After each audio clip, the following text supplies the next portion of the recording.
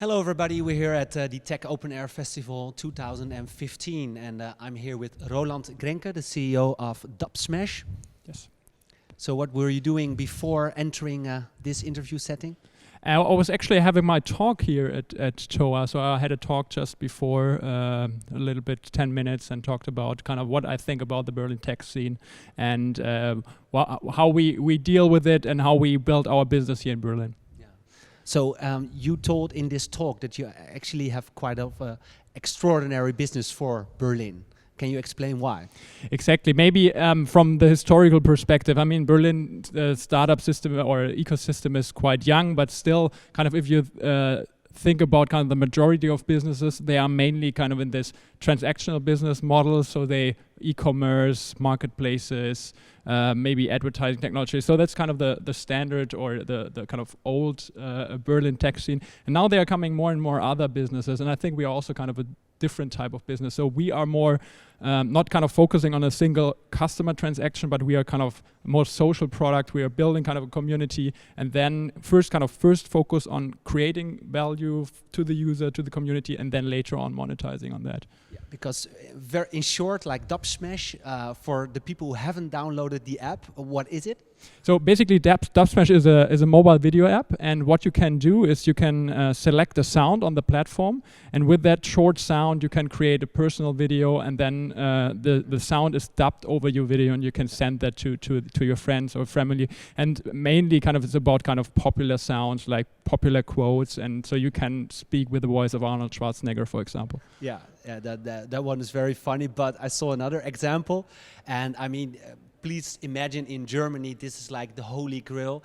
Actually, the guy who scored like the goal for Germany to win the World Cup, Mario Götze, he actually dubbed the commentary on his live goal himself. So, I mean, when you saw that, what did you think? Yeah, amazing, especially if you think about kind of 1 year ago, we haven't been there. So when we live kind of witnessed kind of this winning the World Cup, and I was completely kind of enthusiastic, and now 1 year later, it's crazy that kind of for the day of kind of winning the World Cup, they did this stuff, and I was thinking, and they selected kind of our app. That's an amazing feeling, of course. Yeah. So you have a very international product, right? So where are your customers?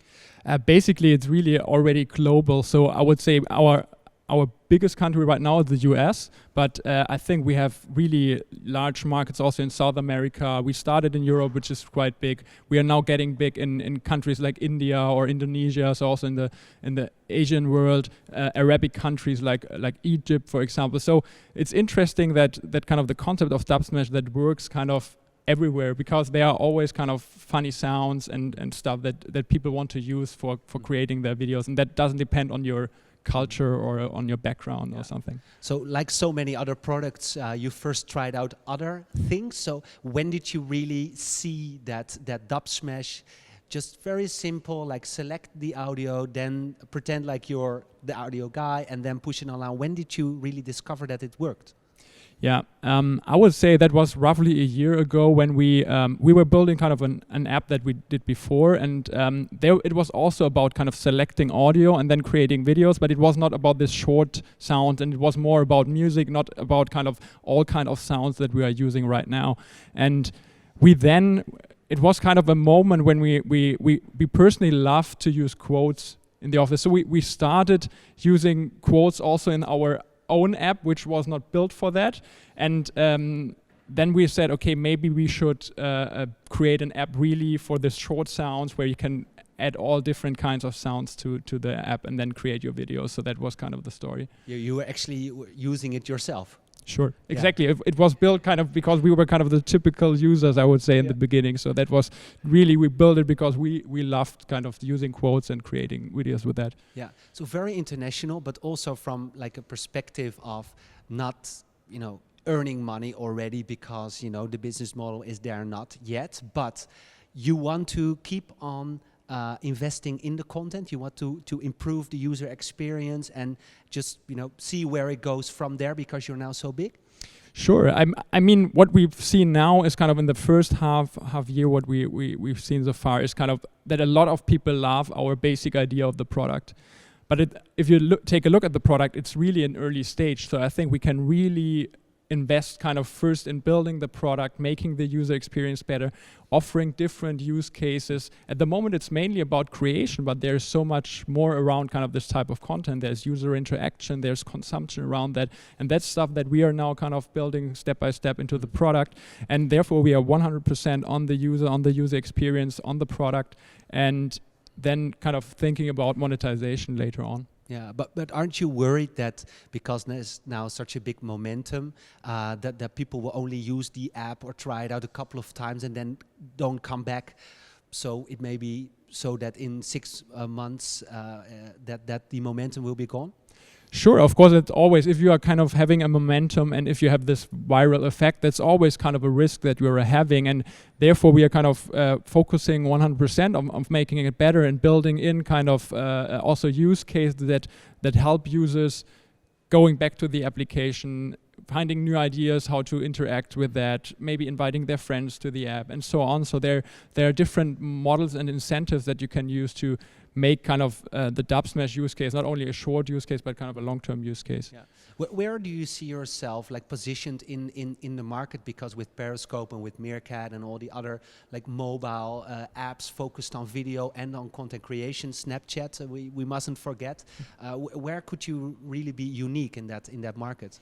Exactly, I would say that kind of really great company that you mentioned, kind of Periscope and Meerkat kind of being really kind of the broadcasting tools, and that's amazing that kind of now with the technology you can broadcast yourself. Dubsmash is not a broadcasting tool. Dubsmash is something you want to, I think the best use case is that you want to deliver a message in a really unique way, and that's something where maybe there is a quote for that or something, and then you do the video yourself. It's a personal video, but it's kind of already set before, so that people have a connection to the kind of sentence, and then you can send this over to someone on a private sharing provider, or you can post it somewhere as a statement. So I think that's kind of the interesting part, and that's if you think about Snapchat, then it's really about this short term communication. That's also not Dubsmash, I would say. We are really kind of about special moments where you really have to want to say the right thing in the right moment. But Snapchat is also opening up for other channels, external content providers. Could maybe Dubsmash be on Snapchat? Is it more this kind of a corporation? It's interesting. We had so many users asking because Snapchat is a popular tool and they were really closed, of course. I mean, we worked together with a lot of kind of other platforms already. We were kind of one of the first apps being integrated in the new Facebook Messenger platform, for example. So of course, if there is a possibility, why not? So we are always open to that. But in the past, kind of Snapchat was really closed down. So that's why we haven't done that. Yeah. So today you gave a talk at the Tech Open Air Festival 2015, where this interview is also part of. You were talking about how different it is to do this in Berlin. It must be also very lonely because you have a unique product, you have a unique approach.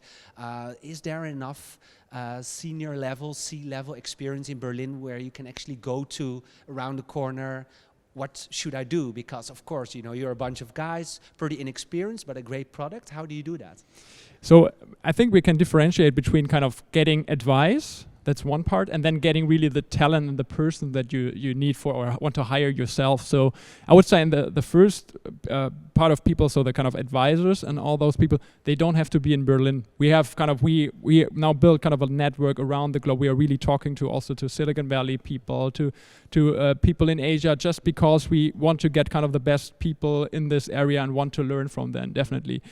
So I don't think that they have to be around the corner. It's always kind of possible to connect also via different other methods. So that's one part. And kind of hiring people, that's another point. And that's something, we are quite small right now. We are going to hire now. We are already kind of talking not only kind of to people from the area, but to people also from the States, from the UK, just to, I think hiring is also something international. It's not only kind of based in Berlin. And Berlin is a cool ecosystem. People also are willing to come here and to discover the city and start a new adventure here in Berlin. Yeah, but I mean, if you look at other successful companies, for example, SoundCloud, in the beginning, of course, they love Berlin. The company was founded. They say, okay, we'll always stay in Berlin. But over time, you see that's just, you have to go to the States at a certain point and also actually be there to make it work. So that must be also unavoidable for Dubsmash in a sense.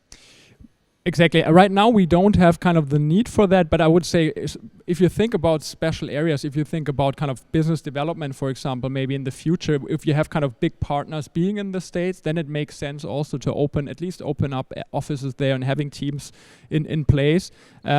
For example, for the product and the tech perspective, I think we have great talent here, and we're really lucky to find kind of really great people on our team to do that. So. It really depends on which part of the business, and I think there are different models of how you can do that. But I'm completely fine. I think you won't stay completely capsuled here in Berlin. You have to open up in some way. Okay, so can you, last question, give us some recent numbers, so the status of the app, downloads, retention, how long do the users stay in the app? Because it changes every day, it will go upwards, it's progressive growth, so what's the status? Exactly, we have credits growth still, so we are, I think, now over 70 million downloads, which is really great. And as I said... iOS and Android? iOS and Android, exactly. We started with both platforms, so that was kind of part of the strategy. And what we can see is kind of course, we see some, as I said, we are kind of a creation tool, so we have a special type of retention, which is really strong in the beginning and then kind of flattening at a certain level. But I must say I'm really confident that looking at the numbers, that we have kind of a good level at which we are at already, and now we're kind of building kind of the features and building this more into the platform, so that will really help us. And exactly, it's interesting to see also kind of new countries coming in at the moment. For example, Indonesia is really big, so we have to add kind of Indonesian language in there. So I think we are now over 20 languages in the app, which is also great. Yeah, and how long do they stay in the app when they use it? I think there's kind of we don't really look at kind of this average session time. We are more looking, for example, at kind of the activity, what they are doing. So I think we are over 20 videos created per user on average, which is great. So they're really active creating videos and doing that. So the creation part is really strong, and therefore we are building on that now with the new features. Yeah. Okay, Roland, thank you so much for this interview. I wish you best of luck in the next period of time. That's going to be very busy, even more busy than now probably, growing the team and making it work. Thank you so much. Thanks for having me.